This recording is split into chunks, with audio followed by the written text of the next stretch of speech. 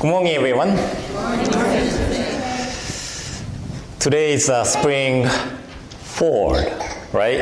And supposed to be 9:25 until yesterday, and it's 10:25 right now. And I'm glad to see everybody here, in spite of a time change.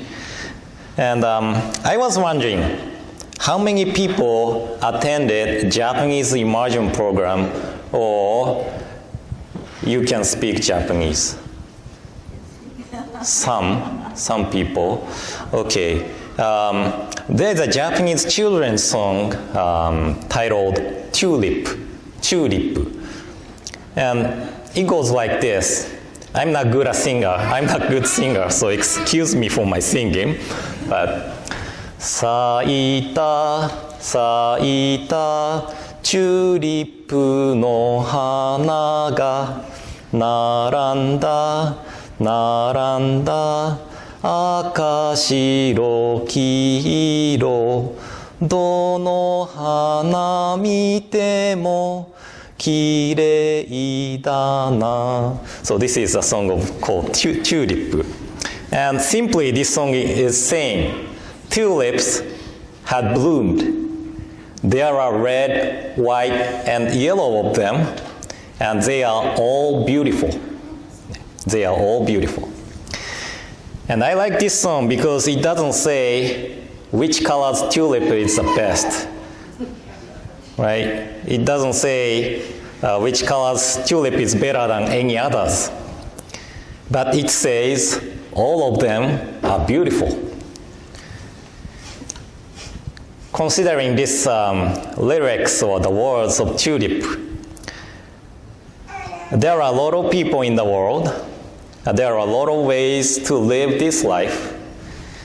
But when we have the mind of friendship, understanding, and respect, we can accept them with saying, all of them are beautiful. Shakyamuni Buddha said, those who keeps the Dharma is my good friend. Those who keeps the Dharma is my good friend. So to be Buddhist, there is nothing required. Any person can be Buddhist.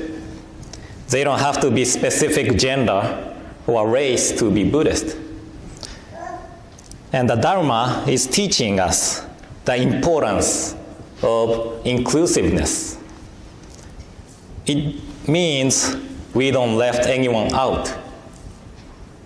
So I hope everyone here today will keep friendship, understanding to any person, and have respect to those who may have different opinions. I am not sure this was a children's talk or adult's talk, but I would like to conclude this message with Gassho and Nembutsu. Okay. Namo Amida Butsu, Namo Amida Butsu, Namo Amida Butsu, Namanda Butsu. And now I'd like to share the words of one of the 7 Pure Land masters, Tan Lan from China. His masterwork, the commentary on the treatise on the Pure Land. This passage are quoted in Shinran Shonin's True Teaching, Practice, and Realization, and it is on Collected Works of Shinran, page 63. So please join me in Gassho again. Please put your palms together. The vow gives rise to the power. The power fulfills the vow. The vow has not been made in vain. The power has not been actualized in futility. Power and vow accord with each other and are never in conflict. Namo Amida Butsu, Namo Amida Butsu, Namo Amida Butsu, Namanda Butsu, Namanda Butsu. So, welcome to today's Eshingi and Kakushingi memorial service in conjunction with the monthly memorial service for those who passed away on the month of March. In today's passage I shared at the beginning, it said, the vow gives rise to the power. The vow gives rise to the power. And this passage is specifically talking about the primal vow of Amida Buddha to save all sentient beings became the working as Namo Amida Butsu. But when we think about our daily lives, we realize that many things which surround us are here because of the wishes of the people. Today, March 11, is the day Pioneer 5 had launched in 1960. This is from Wikipedia, but it said Pioneer 5 was a spin-stabilized space probe in the NASA Pioneer program used to investigate interplanetary space between the orbits of Earth and Venus. So Pioneer 5 was created to fulfill the wishes of scientists to investigate interplanetary space. So the wishes of scientists became the working as space probe. And today, March 11, is also the day that devastating tsunami struck the cities of northeast Japan. In 2011, March 11, the earthquake of magnitude 9.0 struck Japan, and close to 16,000 lives were lost because of tsunami and earthquake. From this tragedy, we learned the improvement of the buildings, earthquake-proof, and robust evacuation plan is necessary. And many cities are working on it now to fulfill the wish of the people, not to repeat this tragedy again. So, the wish and the power, the working, accord with each other, and the working of something is here because of the wishes of the people. So today, we are recognizing two important ladies in Jodo Shinshu. Shingi-sama was the wife of Shinran Shonin. She left the letters to her daughter Kakushingi-sama regarding the memories of Shinran Shonin. These letters were found in the treasure room of Nishi Hongwanji in 1921. And this is really important historical document to know about Shinran Shonin. And Shinran Shonin was a scholar, that he left many writings regarding the teachings, but he did not left any diary or anything personal. So we did not know what Shinran Shonin was doing while he was in Mount Hiei. But because of the letters of Shingi-sama, we were able to know what Shinran Shonin was doing. So Shingi-sama wrote a letter to her daughter Kakushingi-sama to let her know that what kind of person Shinran Shonin was. So I could say Shingi-sama's wish to share the memories of Shinran Shonin became the letter to Kakushingi-sama. And Kakushingi-sama was the seventh child between Shinran Shonin and Shingi-sama. They had seven children. And Kakushingi-sama was the last one. Kakushingi-sama took care of Shinran Shonin's later years in Kyoto. And it is said that Kakushingi-sama worked for Dogen Zenji's brother. And Shinran Shonin and Dogen Zenji lived across from each other. So Kakushingi-sama took care of Dogen Zenji's later year too. You know, Dogen Zenji is the founder of Soto Zen. So I was wondering what kind of conversation Shinran Shonin and Dogen Zenji might have. You know, it's kind of different teaching. We rely on the other power of Amida Buddha, but Soto Zen, it's more like a sitting meditation. So I don't know what kind of conversations they had. But it is said that they were good friends. And Dogen Zenji gave hossu. Hossu is like brush-like stick, which Zen masters have. Maybe like this, but instead of bojuzu, it's stick. Have you ever seen something like that? No? You can Google it. So, Shinran Shonin received Hossu from Dogen Zenji, and the Hossu is in Hongwanji in Tokyo. Hongwanji in Tokyo. So, anyway, after the passing of Shinran Shonin, Kakushingi-sama took the lead on organizing and establishing the Aotani Mausoleum, which is Shinran Shonin's gravesite. She established the mausoleum with the hope and wish that Nembutsu teaching to be flourished, although after the passing of Shinran Shonin.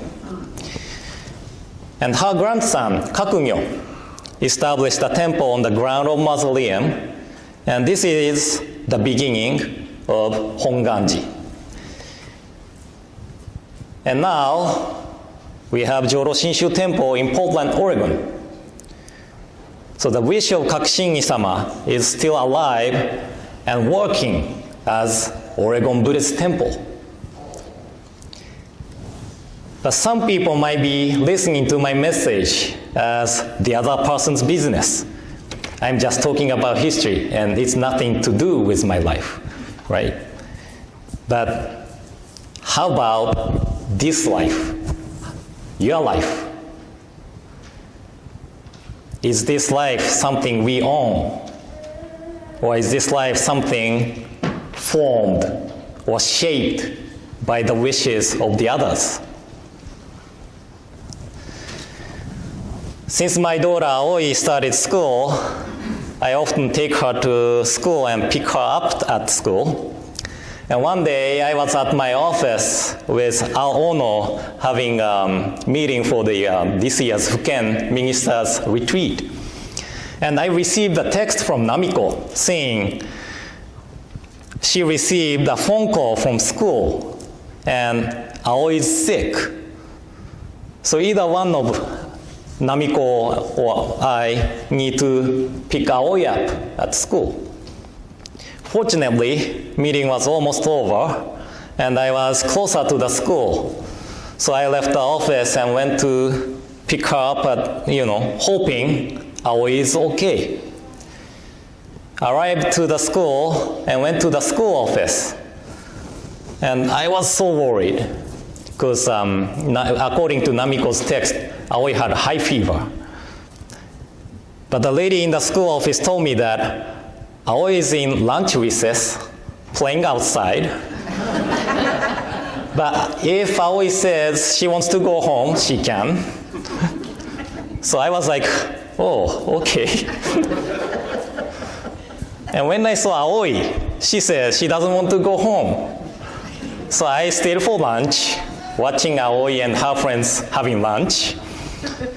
So basically, I went to school to watch children having lunch. But I felt relieved. I don't think any parents wants their child to be sick, right? And then I realized, when I was a little like Aoi, my parents felt the same way as I do now. When I was sick, they worried about me. When I caught cold, my mother often made me okayu, that's rice porridge, wishing me to get better soon.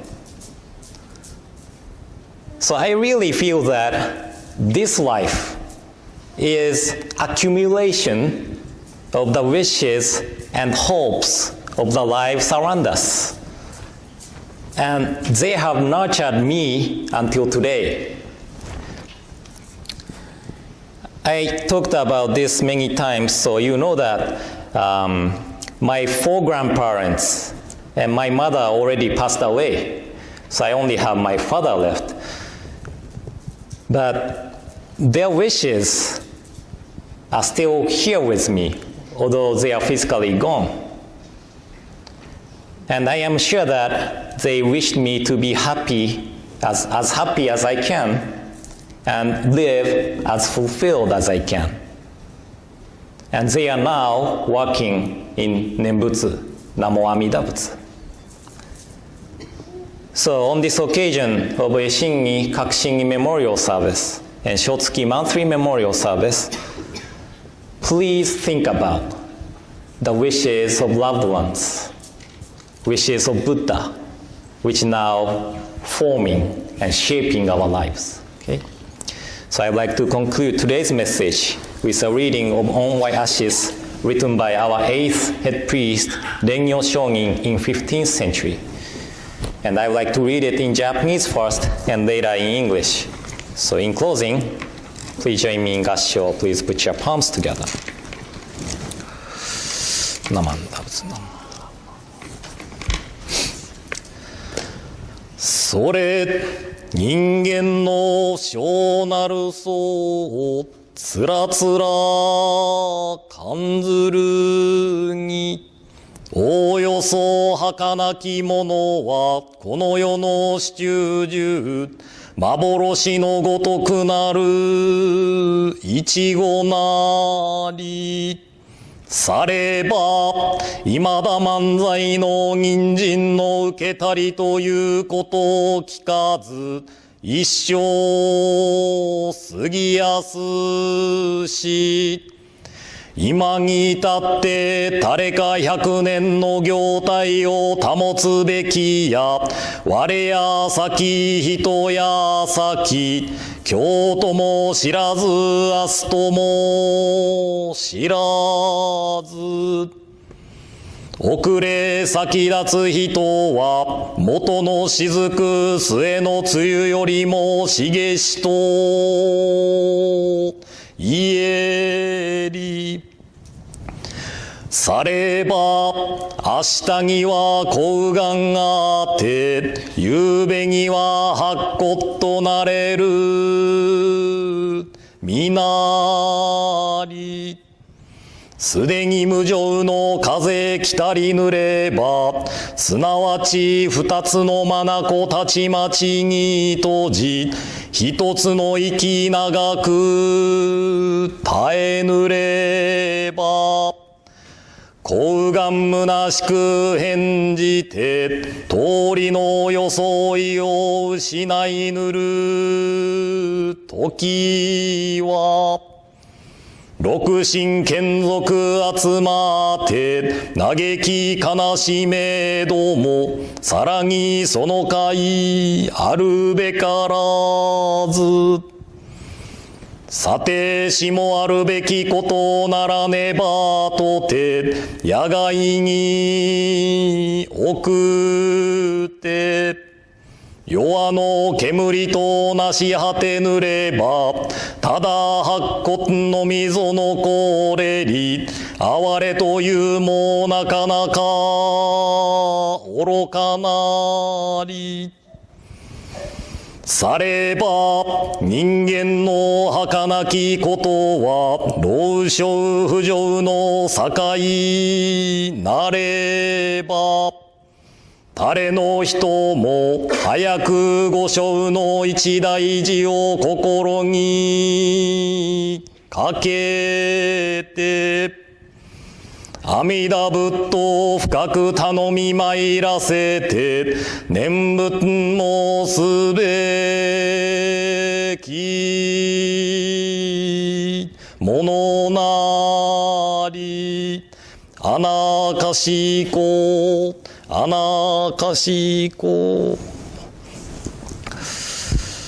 On white ashes in silently contemplating the transient nature of human existence, nothing is more fragile and fleeting in this world than the life of man.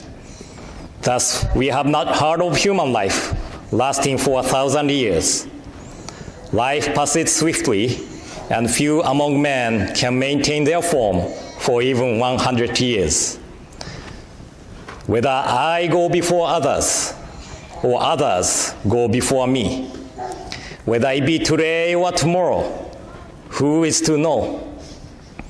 Those who depart before us are as countless as the drops of dew.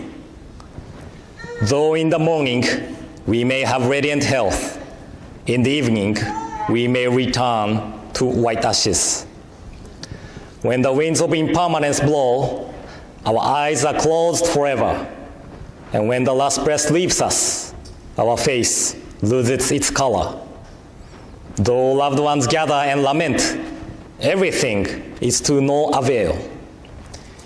The body is dancing into an open field and vanishes from this world with the smoke of cremation, leaving only the white ashes. Nothing is more real than this truth of life. The fragile nature of human existence underlies both the young and the old. Therefore, we must, one and all, turn to the teachings of the Buddha and awaken to the essence of life. By so understanding the meaning of death, we come to appreciate the meaning of this life, which is to be treasured because it is unrepeatable. By virtue of true compassion, let us realize the unexcelled value of this existence, and let us live together with gratitude in our hearts. Namo Amida Butsu. Namo Amida Butsu. Namo Amida Butsu. Namanda Butsu. Namanda Butsu. Nam.